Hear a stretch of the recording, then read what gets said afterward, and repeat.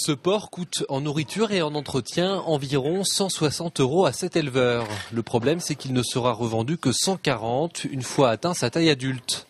20 € de perte donc par animal, en cause le coût de l'aliment stable depuis un an, mais encore bien trop élevé. Le prix de vente des porcs ne couvre pas le coût de production. Alors quand c'est sur une période courte d'un mois, ça peut s'atténuer sur une exploitation et s'absorber. Mais quand on s'installe dans une période durable où le coût de production ne couvre plus le prix de vente ne couvre plus le coût de production, eh bien c'est forcément la trésorerie qui dégringole et à terme des élevages en très grande difficulté.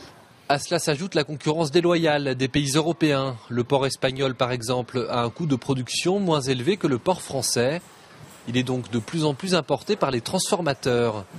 Le consommateur, lui, n'en saura rien, car si l'appellation VPF, viande porcine de France, est un gage de qualité, l'origine de la viande importée, elle, se fait très discrète. Il faut bien que le consommateur comprenne quand il va acheter sa barquette, Fleury-Michon par exemple, et qu'il n'y a pas un logo VPF dessus, il a l'impression d'acheter du français, mais ce n'est pas forcément du français. S'il n'y a rien du tout, ça peut être une viande de porc, mais d'origine européenne, donc ça peut être l'Espagne, ça peut être l'Allemagne, ça peut être un pays de l'Est, ça peut être un peu partout, mais on ne sait pas d'où ça vient. Fleury-Michon le sait, mais le consommateur ne le sait pas.